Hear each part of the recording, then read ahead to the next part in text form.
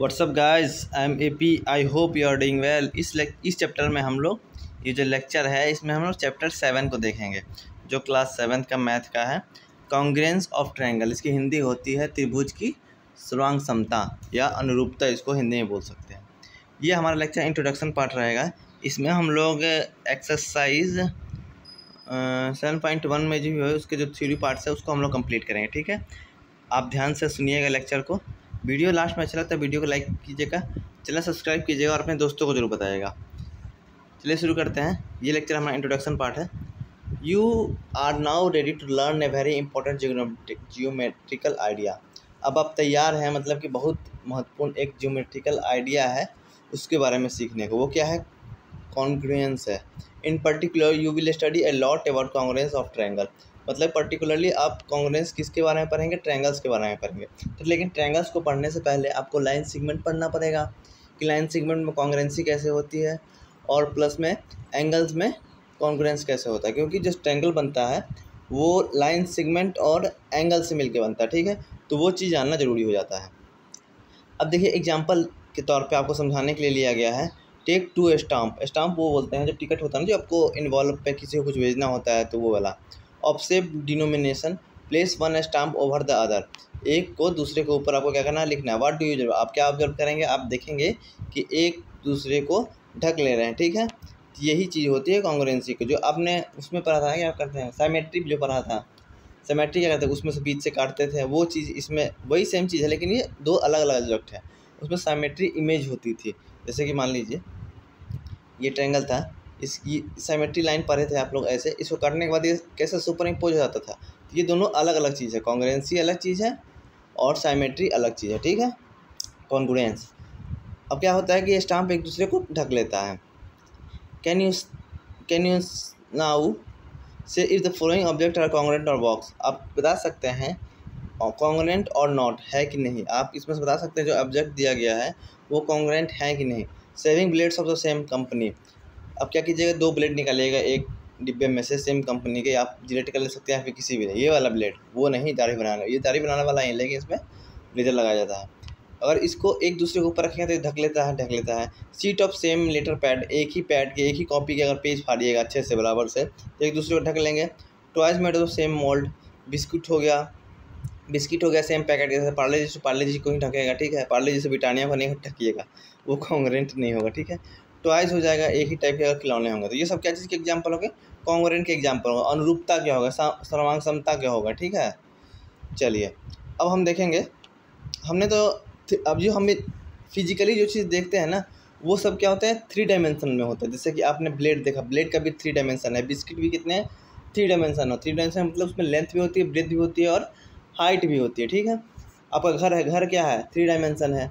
तो लेकिन जब हम यहाँ चीज़ पे पढ़ेंगे वो हम प्लेन फिगर पे पढ़ेंगे। प्लेन फिगर पे जो भी होगा वो 2 डायमेंशन में हम लोग पढ़ेंगे।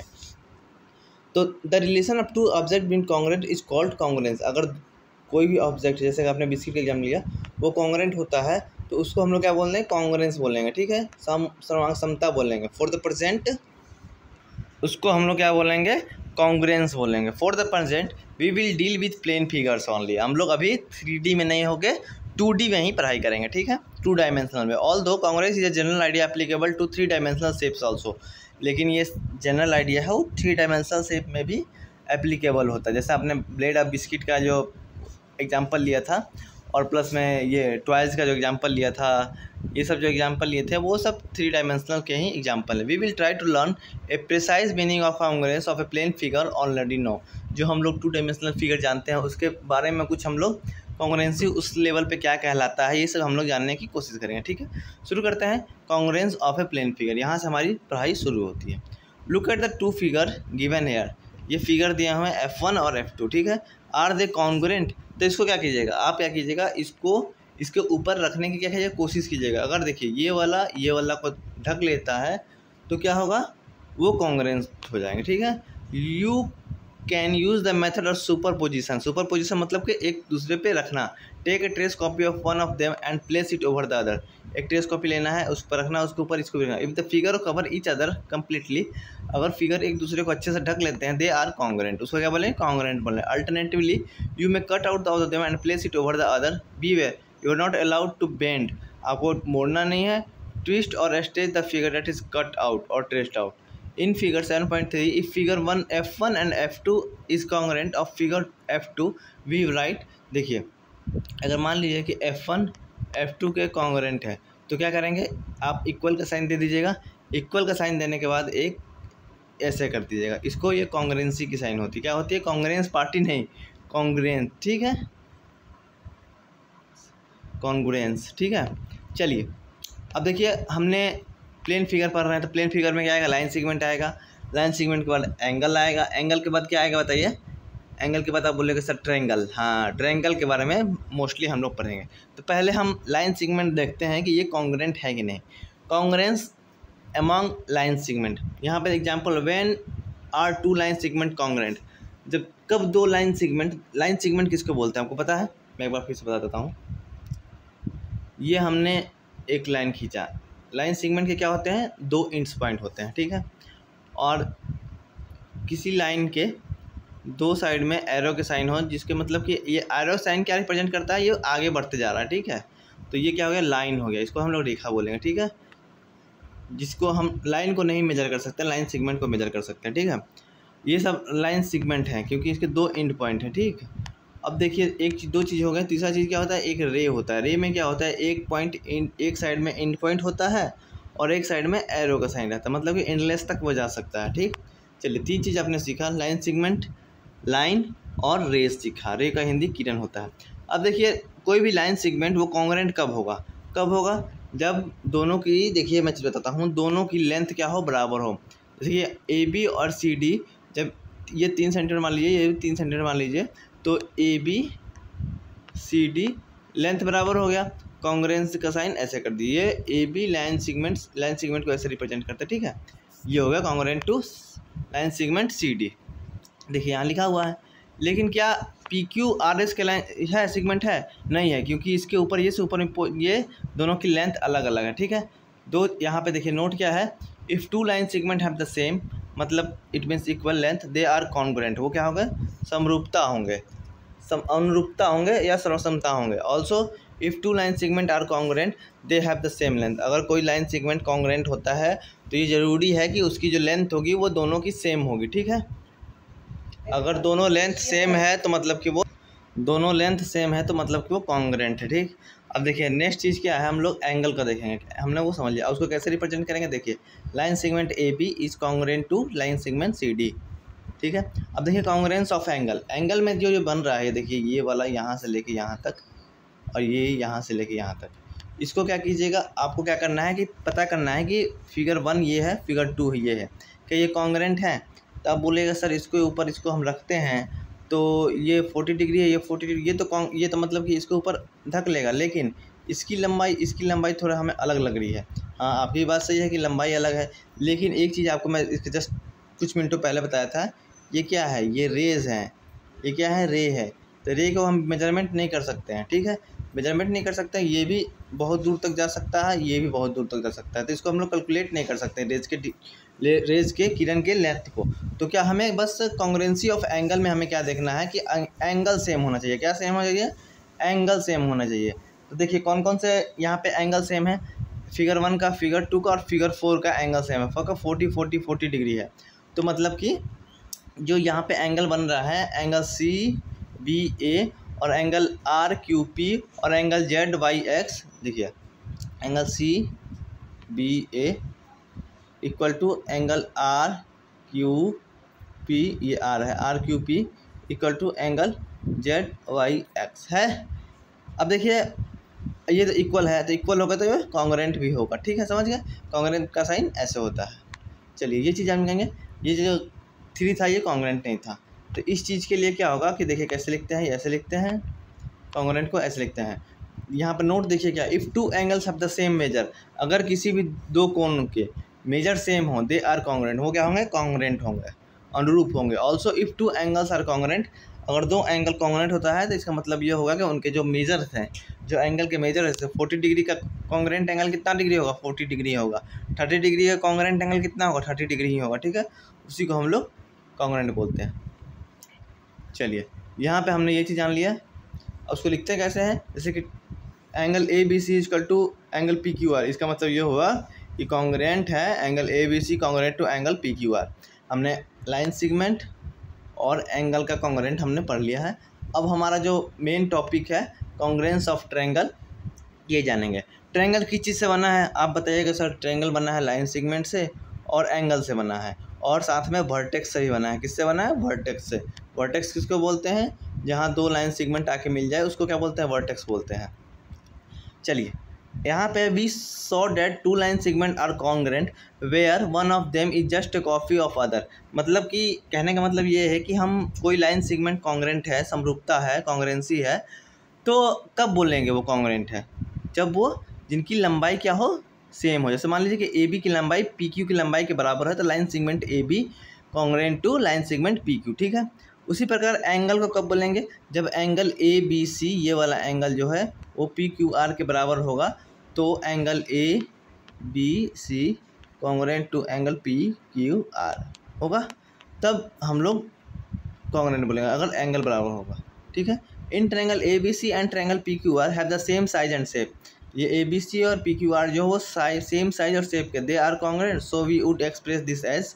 अगर वो कॉन्ग्रेंट होते हैं तो उसको हम लोग ऐसे रिप्रेजेंट करेंगे। Triangle A B C congruent का साइन ऐसे होता है, triangle P Q R. This mean that when you place triangle P Q R and A B C, जब आप ट्रायंगल पी क्यू आर को ए बी सी के ऊपर रखेंगे तो जो आपका पी है वो किस पे आके मिलेगा? ए पे मिलेगा। अगर रखते हैं तो क्यू किस पे आके मिलेगा? क्यू के पास बी है, बी के पास मिलेगा, और आर किसके साथ मिलेगा? सी के साथ।